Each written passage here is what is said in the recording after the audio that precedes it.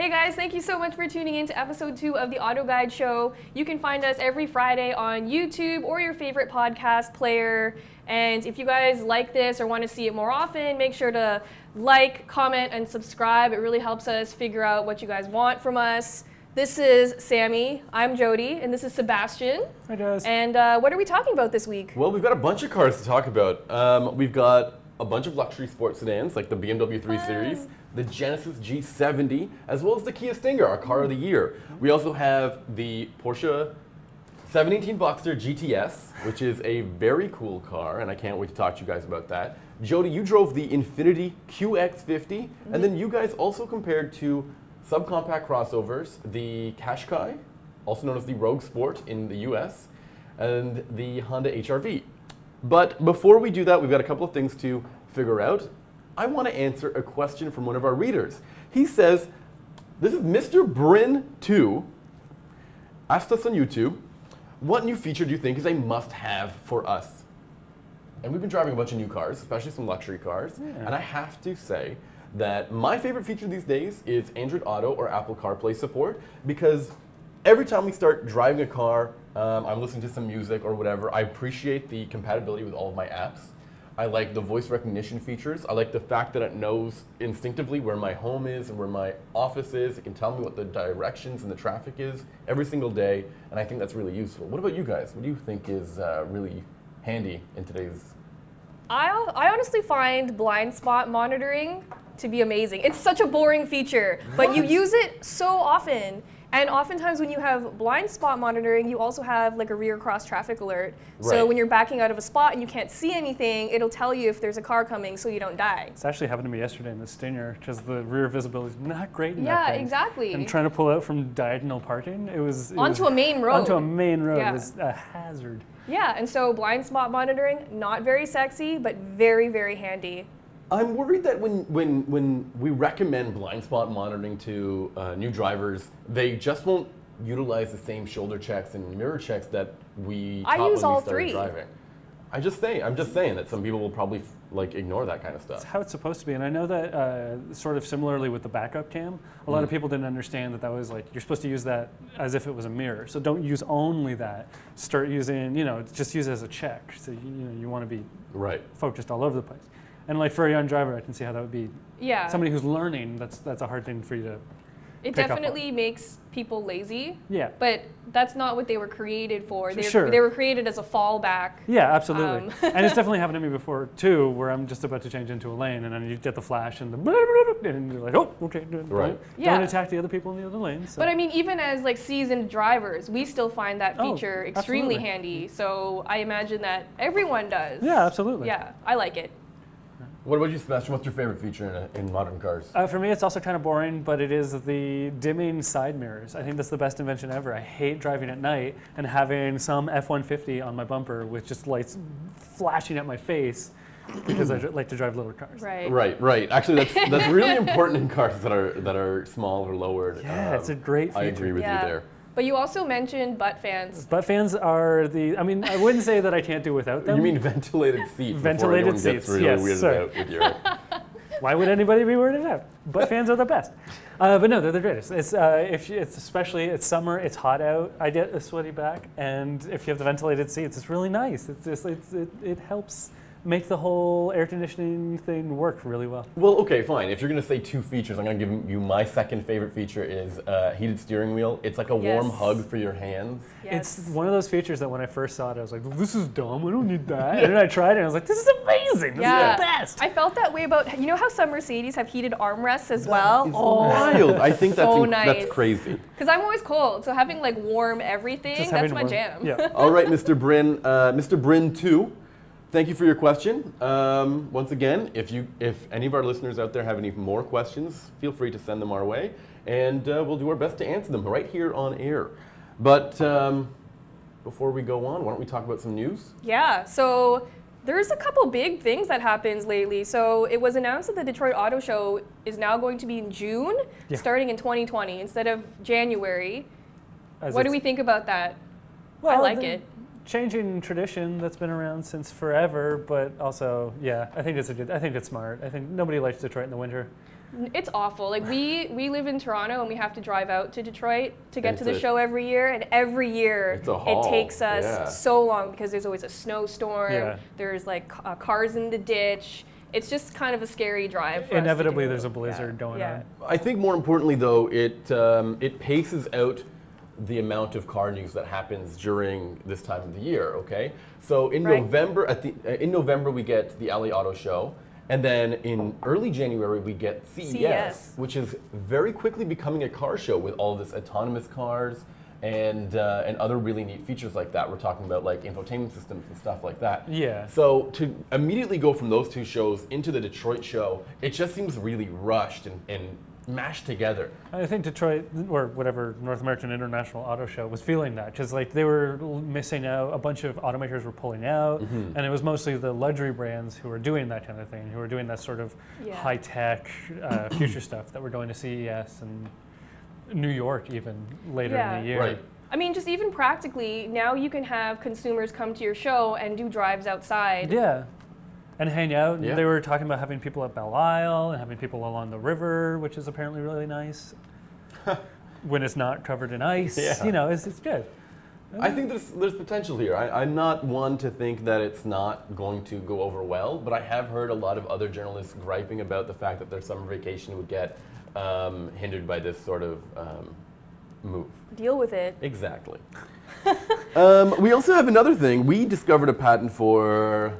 Wait for it. A 4-cylinder Ferrari. Now, say what? So before you start freaking out, it should be said that the application, it's for a 4-cylinder, but it could apply to a V8. It could just be one bank of a V8.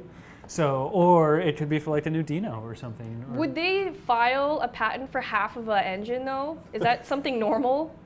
Well, the application has just been, everybody's been pointing out that it could apply to any sort of engine. It doesn't necessarily have to be a 4-cylinder. Okay. But the application that we see is a 4-cylinder, so that's what we're... So it's a forced induction 4-cylinder with an electrically operated turbocharger. Yeah. Okay. And so that's interesting because it's a Ferrari, and like people are freaking out because they're like, what does a 4-cylinder Ferrari sound like? What will it be like? So I think it'll be like a Lotus size, super light. If it is in fact a 4-cylinder and not half of a V8. Yeah, that'd be really cool. I think that'd be awesome. A really light little kind of chuckable thing with the Dino name on it or something like that. But how would it sound? Well, see, that's a big part of the patent application is that one of the big reasons that they have the fan attached to a generator instead of directly to a compressor is that they want to be able to modulate how fast the fan is spinning, and that'll control what it sounds like. So it's basically like a little whistle. Like it's like active exhausts, but with infinite variability for how active it is. So you can make the engine sound really high pitched, really low pitched, or I don't know, whatever's in between. Medium pitch? But like the idea of a 4-cylinder Ferrari, can you actually like put that into your imagination? Can you really figure that out? Can a lot of people are getting upset over that. I mean, they got upset when they started turbocharging as well, right? Yeah. When they stopped doing 12 cylinders. Yeah, flat 12s or whatever. Yeah. I mean, people got upset when Porsche stopped putting the starter key on the left side of the steering wheel. People are going to get upset. We'll get upset for anything. We'll get upset. It's nothing like a good argument. But early Ferraris were 4-cylinders. A lot of early F1. Cars. Yeah, a lot of the really early race cars, like Sam pointed out in the article, were 4-cylinders. So, I mean, I guess it's not ridiculous. I don't think it's that ridiculous, and I think it's a modern interpretation on what's going on the roads these days. If you want to sell cars, you need to adopt to certain emission standards. And 4-cylinders are becoming the norm these days. So, I mean, if Ferrari wants to sell cars, they've got to make something with a 4-cylinder, or at least that meets the standards in whatever markets they're selling it. And it should also be mentioned that the engine could see its way, like maybe even if Ferrari's developing it, they might never use it. It might be an Alfa or a Fiat engine type of thing. Very true. Yeah. So maybe that's what they're working on. Cool. Yeah, that's a good call. That makes a lot of sense, actually. So where should we go to next? Let's talk about cars. Let's talk about the cars that we've driven recently. So completely opposite to Ferrari stuff. Yeah, hit me with it. Honda HR-V and Nissan Rogue Sport. Or Qashqai. Or yeah, otherwise known as the Qashqai in Canada and in pretty much everywhere else in the Everywhere world but- except the US. Yeah. So tell me what you guys thought about these two cars. These are one of the hottest segments in the industry. We talked about this last show with the Kona, and now we've got two of really like family-friendly models. Yes. But I was so depressed the whole week when come on. when I was driving these two cars. I just felt really sad.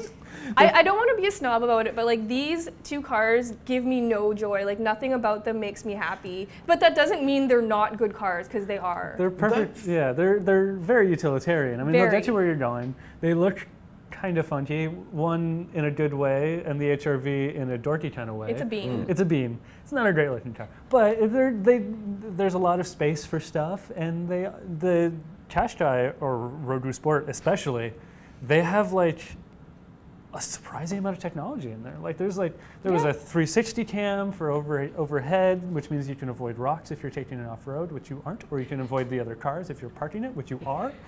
And it's got really light steering, and it's like you can sit really high up, and you can be like, yeah, I'm on top of the world up here. Yeah. Right. I could literally crush my head with it if I really needed to. Yeah, because the crank up seat went It was so high. Yeah. Didn't go that low, but anyway. Yeah, but I actually really enjoyed the Rogue Sport. Yeah. Mostly because it's just a smaller Rogue. Yeah. All the features that you would expect in a bigger Rogue, you have in the Rogue Sport. And honestly, I think it's a really good looking whatever. It looks like a real crossover. Yeah, it's like does. kind of It looks butchy. good. It's not too out there. Yeah. Whereas the HRV it looks really dorky. Like there's no way you can look cool driving that car. No, it's not a Yeah, but it's too bad because it is a really good car. And up until the Rogue Sport came on the scene, the HRV had the biggest cargo capacity in its segment, which was a huge selling point. Yeah, and it's a little unfair too because the Road Sport is a little bit bigger and it's got the Nissan kicks coming in under it. Right. So but still, I mean, you're playing in the same sandbox there. It's a really small car that's pretty cheap. So yeah, it's a big selling point. Yeah, so we have a video comparison coming out of that. So stay tuned. Most important question though, yes. How do you feel about that shaded green? Because I'm not so crazy about it. I like it. This I'm is not actually that really wild about really it. interesting. That It's like pea soup. green Rogue Sport that you guys had is special only for the Canadian market. They get two colors that the Americans don't get at all. That's this vibrant green that you guys had, which really makes the car stand out. Sure. Yeah. But the HRV wasn't exactly a boring-looking car either. I mean, wasn't it in a nice shade? It wasn't like a metallic blue. I think that's pretty cool. It looked cool. Although now that you bring up the colors in the different countries, doing more research on the Kona, I realized that Canada also gets an extra color that the US doesn't get, and it's like a tangerine orange. What's up with that? It's a really sick And color. I really like that color too. Yeah, That's but a shame you can't get it in the US. Oh, that sucks. And this also brings up Volkswagen, Yeah. and the Golf R you can get in like 50 colors in Canada, and in the US you can get like 5. Yeah. That's crazy. What's What's up up with the with that? Canadians being so colorful? We have all sorts of leaves in fall, so we're used to the colors. Yeah, we need to express ourselves. And we have fewer people, so we need to see more colors on things. Okay. I thought that was really weird, but anyway. It is super strange. Yeah. But I want to go back to the HRV. Yeah. I like the HRV, or I liked the HRV. However, anybody who's looking to buy an HRV, I have to ask them, do you need to have all-wheel drive? Because if you don't, just get a Fit, which That's is what more we said. affordable, which is just as spacious, which is actually more fun to drive because it's much lighter. And it's kind of cute too. And it's got the magic seats, which are a huge selling point. And it also doesn't look as dorky. I think the Fit actually looks kind of cool. It looks, it actually looks funky rather than dorky. Yeah. So if you needed all-wheel drive, I guess you'd have to go for the HRV, but you don't really need all-wheel drive. All-wheel drive. And do you really need the all-wheel drive that this HRV is going to be offering you, which is... It's mostly front-wheel drive anyway. Yeah. Most all of of these these systems are slip and grips, right? Yeah, so exactly. there's not a lot of power getting back there anyway. Yeah, I think you're fine with the front-wheel drive, and if you're fine with the front-wheel drive, then yeah, absolutely, go for the Fit. I agree. Yeah, Okay. and the Fit also comes with the same magic seats too, which is a big feature. I love those magic seats. They Well- are magical. Well, let's stop talking about boring cars like the Fit and the Yes, please. HRV and the Qashqai, and let's talk about something a little bit more interesting. We each have a luxury sports sedan this week. I arrived in the Genesis G70. Jodi has a BMW 340 xDrive, and Sebastien, you've got... Stinger GT. Now, that's the weirdest one of all three of these cars, but I think it's really important to bring up. Not only is that the AutoGuide Car of the Year. Yeah. It's also Kia's first attempt at bringing in a sports sedan. We like it a lot, It's really and good. it shares a lot in common with the G70. Yeah. What else do you guys? What do you want to tell me about this thing? Do you still think it deserved to win the AutoGuide Car of the Year? Yeah, driving it again, it's really, really good. It's really fast. It feels fast. It's not just that it's like you're suddenly going faster than you thought you were. You're like having fun doing it. Right. On-ramps are amazing. Yeah. And when we were doing Car of the Year testing, you only drove the four-cylinder models. Yeah. This was your first experience with the GT V6. Which solves my major problem with the four-cylinder model, which is the four-cylinder model is very good. It's really, but you just couldn't get over that hope feeling like it just needed a little more. Like it just gives you that extra excitement, exactly, I think. yeah. Because it looks exciting, it should also drive exciting. Exactly, and it feels, it'll push you back in your seat and it feels really good. And there's nothing like having the rear wheel sort of dictating the direction of travel, even though ours is a four-wheel drive. It's rear biased, so it's good enough. And I still think it looks really badass. I love the way it looked. Cool. When I was meeting you guys yesterday, there was a white one, and I legit thought it was a Maserati. Yeah. Like me, who has driven the Stinger a million times and has also driven Maseratis, I saw it from a distance. I was like, cool, a Maserati. But it wasn't. Yeah. And it's just got that vibe of being like, it looks cool. And I think because it's still relatively rare, and so people will turn their heads on the street and be like, wow, what's that? That looks really cool. Yeah, you don't see them that often. Do people stop you and talk about it all the time? No, nobody stopped me yet, but I have noticed it was parked outside of my house, and I was looking at people walking down the street, not creepily, and I did notice a lot of, like, everybody who walked by, their head was turning, and they were taking a second look at it. Like, they were just like, walking by and thinking like, what is that? That looks good. Yeah, so I was experiencing a very similar thing in the G70 that you were driving, and so I kept looking at it like, why do I like this so much? It's just something about the design just really speaks to me. I really enjoy it. And I noticed that I started to see shades of Alfa Romeo Giulia in the design. Little hints cues. here and there. Yeah, I know what you're talking about. There's something kind of roundy about it, like something around the rear haunch. And the proportions are quite similar. The proportions are really good. They're pretty damn good. But you know what they do? The Genesis G70 and the Kia Stinger share a lot in common. Both of them have the same 3.3-liter V6 turbo engine, 8-speed automatic, a rear-wheel drive based platform. I'm finding myself really enjoying the way the G70 drives. We've got the Sport model, which is, man, it feels fast. It is so fast. Very fast. And the interior, this is the part of the Stinger that I needed to be upgraded a little bit more to feel like a true luxury car, and the Genesis provides that. Sure. I would say that the Stinger is fine for what it is, Right. as a family sedan that's got a streak of the badass to it. Right. That it's fine there, but you're right. If you're trying to compete against luxury brands, it's not an Audi, it's not a BMW. But it provides so much of the luxury car experience in the Kia for less money than the Genesis. So I mean, it depends if you want to go all the way to that nicer interior, and then you're going to find that in the Genesis, I think. Yeah, I think they're also aimed at different buyers. So Of course.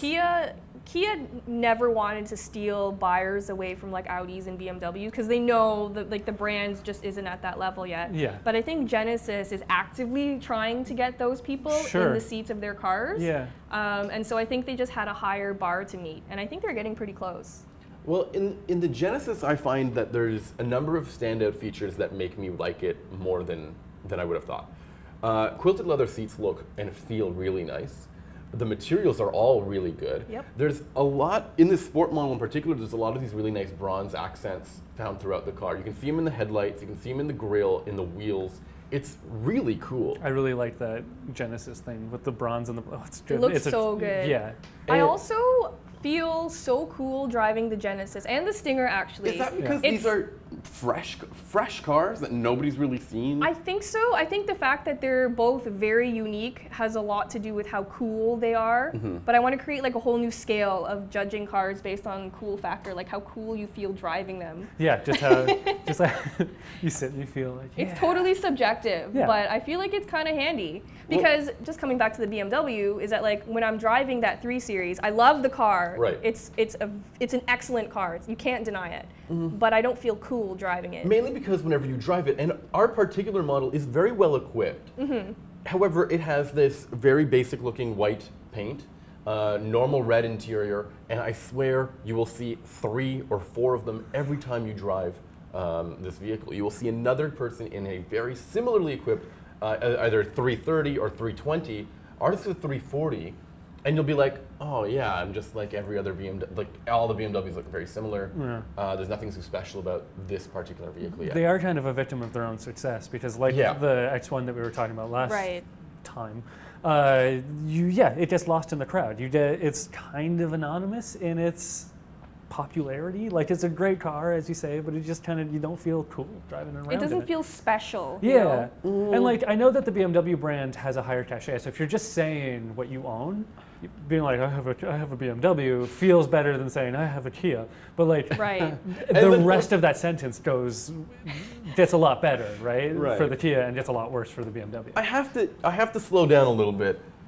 We're giving this BMW some hate that I don't think is well deserved. There are some very interesting things about this particular BMW 340 that we have. It is loaded to the gills with features, and not just any kinds of features, performance features. It has the M Sport. Let's go through this. M Sport performance package, and there's 2 stages of this performance package. One includes the M Sport brakes, the adaptive M suspension, which means that you can put it in a very stiff mode, which is surprisingly stiff. And it also comes with a M Sport exhaust kit and an M Sport Power edition.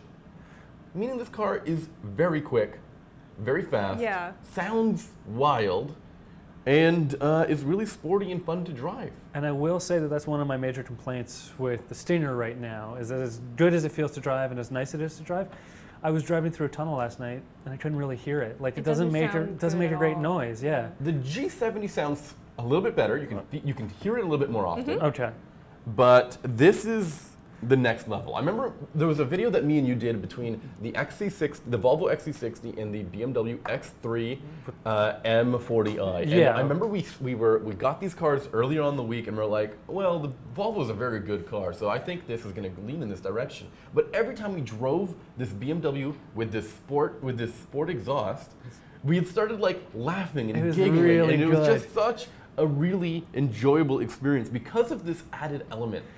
It's just exciting to hear it pop and burble and go on. Yeah, it's nice. And a BMW 3 Series does this. Yeah. It is a lot more visceral than either two of the Korean cars, and I think that gets it a lot of bonus points as well. Sure.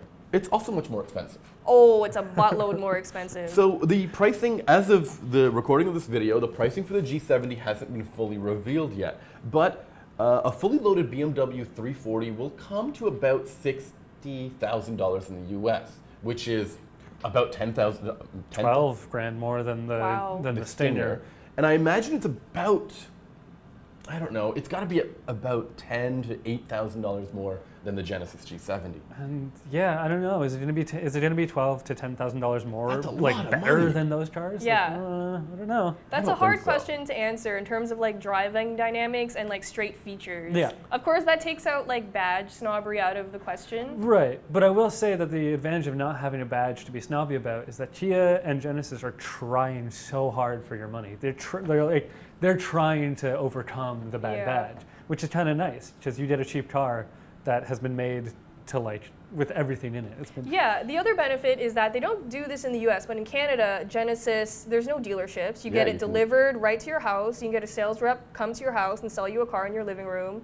They'll pick up your car for service, give you a loaner, and like that saves you a lot of time. Yeah, and it's kind of nice. And there's nothing more luxurious than getting time back. Yeah. And that's something BMW doesn't do for you, right? Yeah, they don't care. They've got millions of people lined up. Yeah, they don't care. Well, I can't wait to release the video on these 3 cars. Yeah. We'll have that soon. And in the meantime, we should go on to the next car, which is another luxury car. But I didn't drive this one. Sebastien, you didn't drive this one. No. Jodi, can you tell us a little bit about the Infiniti QX50? Yeah, so we did a quick drive of it, and this is a really interesting car because it has probably one of the most high-tech engines right now. So it was powered by that new VC turbo, the variable compression. Yeah, which hurts my brain. It's very complicated, but the way you can look at it is a normal engine crank is a circle. Yeah. This one is kind of like an oblong shape. Okay. Instead of a circle. Okay. Which means it can vary how high it's pushing a piston. Okay. Right? Based on, how much throttle you're giving. Cool. So the compression changes based on what your needs are. Yeah. And how does that affect the feel of at least the powertrain? Does it So feel fast? Does it feel fuel efficient? Does it feel? It's punchy, like Yeah. it's fast enough. I had no problems passing someone or getting up to highway speeds. It's not fast, like it won't push you back in your chair and you won't feel, It's still not just a fun. 2-liter, right? Yeah, it's still just a 2-liter 4-cylinder, but I was getting like 29 mpg combined. What? Mostly highway driving, but that's pretty good. That's really good. And it does have 280 foot-pounds of torque, which is quite a lot. That's a No healthy wonder it's amount. Yeah, no wonder it feels so punchy. The biggest downside to the QX50 with this engine was how it sounded. Oh, okay. What? Yeah, just pinning it sounded awful. Like a diesel? No, it was just 4-cylinder racket Oh. plus a CVT. Oh. And So so sustained racket. it's Like just all groaning groany and- yeah. racket. And so it was just very unbecoming of a luxury car, you know? Like I don't even need a car to be like popping and banging and just like crazy exhaust everywhere. Just quiet. Just quiet. Yeah.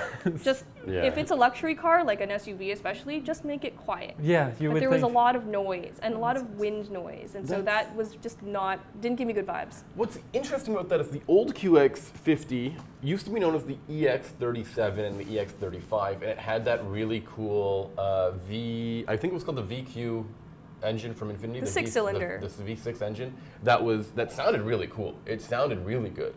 And it's a shame that they've lost that, what I thought was a defining characteristic of that car. Yeah, I mean the car drives really nicely. Like it's pretty good in a corner. It's perhaps not as sporty as the old FXs that we're used to, but what you gain is a ton more practicality. The cargo capacity is way bigger than it ever used to be.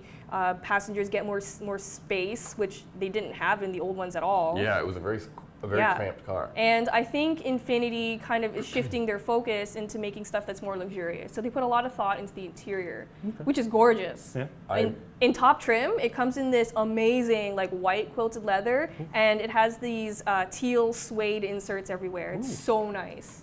I also think it looks really good from the outside. It too. does. I It's a think handsome crossover. I think that's a really handsome looking car. Yeah. I've seen this at the auto show.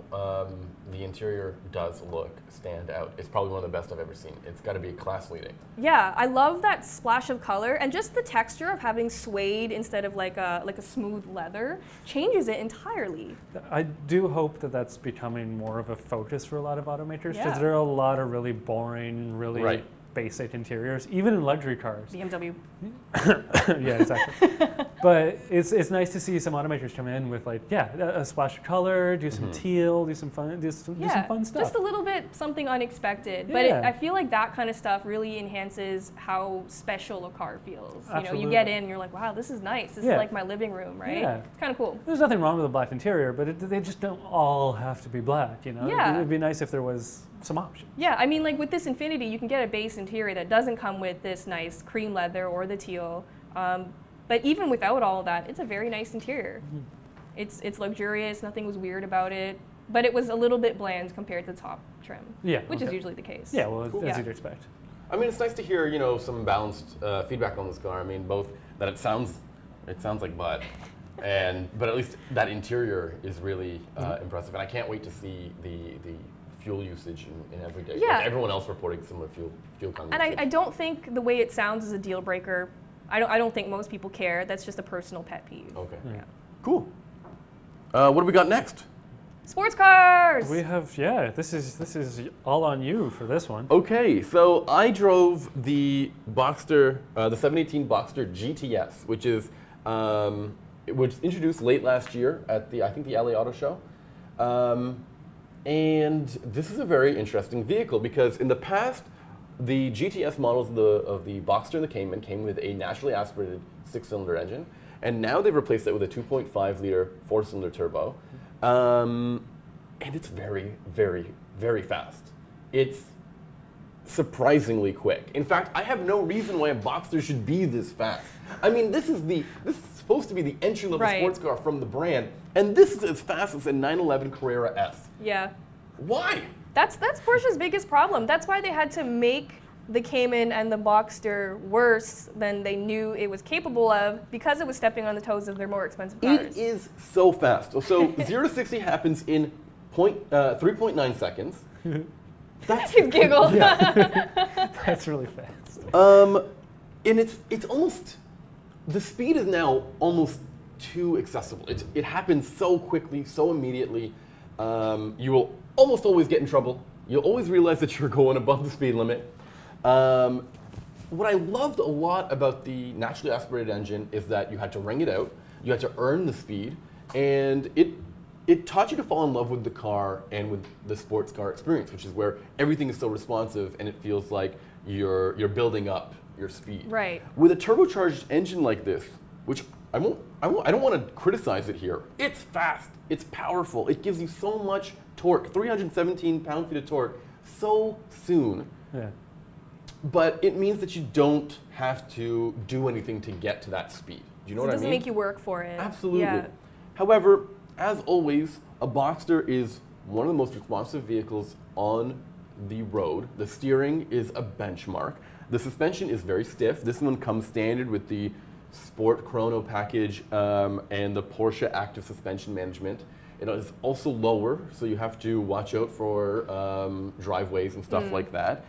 But it's crazy how different of a car this feels to the outgoing GTS, which I think was like really lively, really fun. Yeah. You're describing that chuckable Ferrari, and that's how I would always describe the Cayman and the Boxster. And this feels way more serious than that now.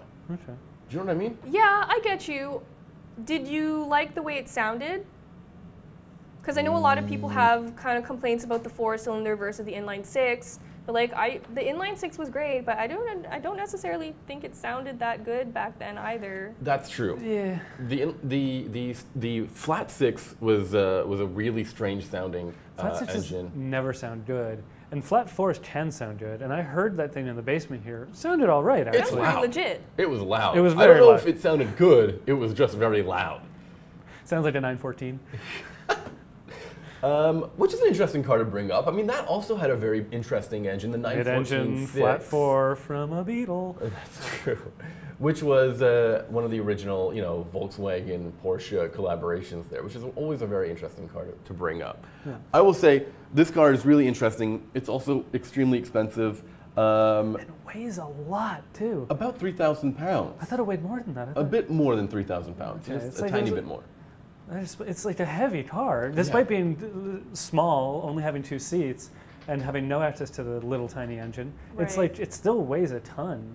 Where does it slot in terms of like Boxster lineup? At the very top. It's this top end Boxster you Yeah. can buy. Okay. Yeah. There are a couple things though that I didn't expect. The roof, despite it being a drop top, the roof was really high quality. In fact, when you sit in it, there's many times when you'll be like, this doesn't feel like a convertible. Like it's a very high quality roof. It feels rigid, and I thought that was really interesting. Additionally, for a mid-engine car, I did not expect it to have a lot of cargo space. Yeah. Turns out it does. You can really fit at least 2 carry-on size bags in the front, and you can also fit like a backpack or something in the It's pretty rear big. trunk as well. Yeah. You had this not too long after Sam had his Model 3, and I was amazed at how much more room was in the front of the 718 than was in the front of the Model 3. Like Yeah. it's like you can fit stuff in there. Like it goes down farther than you think the car is low. Oh, for sure. The last time I had a 1718, I was moving to like giant model cars, and they were each about this big. Yeah. Yeah. One in the front, one in the back. And it works. Try doing that in another sports Yeah, car. it's It like won't happen. right? it's like Mary Poppins' bag. Like you can pull out like a lamppost out of it. It's crazy. So I was really impressed. But yeah, this is pretty expensive. $81,000 to start before That is a lot of money. before destination delivery. I think I prefer the looks of the Cayman. If you had to ask me, I think that's a prettier car. But at least this one has a removable top, so that's neat. I wonder if this one was made faster by the TTRS, because that's sort of similarly sized and similarly positioned, but it's making like 500 horsepower out of its. What's it making? Anyway, I think got it's the 400. I think it's 400. It's 400 out of a Right. 5-cylinder. Anyway, but it's a rocket ship. Like it's Yeah. nearly supercar fast, and for a little car that's kind of that size, like. Yeah, it's not a fun, tiny little sports car. It's like a serious machine, Right. which I guess is the same problem That's with the how 17. exactly. That's how I feel with this 718. 718. Serious machines. Yeah. And there's nothing wrong with that. maybe Porsche Boxster owners don't want to feel like they have the baby of the lineup anymore. Yeah. Was it fun though? Because I know you said it was serious, but did that take away from how much fun it was? It had now fun in that straight line speed, and it will always feel fun in the corners because it's small, it's light, it's relatively lightweight, and it's so responsive. So I mean, generally pretty good vibes for it, but I just feel like the character has changed so much dramatically from what the Boxster used to be. Right. But for somebody who hasn't driven the old one, They'll still be impressed with this. okay, for good. Sure. And then I wanted to talk to you about one more car. This is a secret, a surprise. This is the 2019 Subaru Forester. I got to fly all the way over to Japan Jerk. to drive the new generation, the 5th generation Subaru Forester. Now I want to talk about Foresters in the past. They've always been very good crossovers, but I don't think they've ever had this killer quality of them that were just like, this is the must-have reason. Unless it was just that standard all-wheel drive, right? But everyone offers all-wheel drive. So what would make the new Forester better than anything else? Well, I don't know. This one's really good. It rides on the new global platform. That's the same as the Impreza, Crosstrek, and Ascent. And we have loved some of the crossovers in the past. I mean, the CX-5 is one of our favorites. Yep. It won AutoGuide crossover or utility of the year. Yeah. I think this new Forester has what it takes to compete with something like It's gotta that. be. Really? Yes. That's amazing. Like Yeah. to even beat out like a CRV in terms of what like being packaged. Yes, absolutely. Wow. It's much more spacious. It has a huge trunk. And not only that, it's wide now. And they demonstrated that by putting a full set of golf clubs into the vehicle width-wise, which is pretty good. That's a pretty good trick, yeah. I like it. The car feels really responsive to drive. It feels flatter, like there's less lean when you're driving it. So that's more like that CX-5 feel that we've always found to be sporty and fun to drive.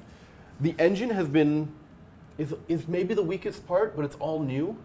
It's a 2.5 liter Boxster 4.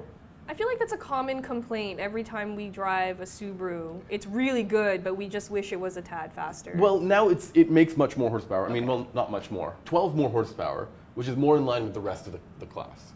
But probably the most important part of this car is the safety features. And I know we've always said, all cars today are trying to be as safe as possible. This one I think goes to the next level. It features a driver-facing camera with facial recognition that will determine whether or not you're driving distracted. And if you are not paying attention to the road, it will remind you with like a beep or something. But in addition to that, it also has those forward-facing cameras and can detect whether you're gonna get into an accident or whatever and preload the safety features, knowing that you're not gonna be able to react to it in time. Cool.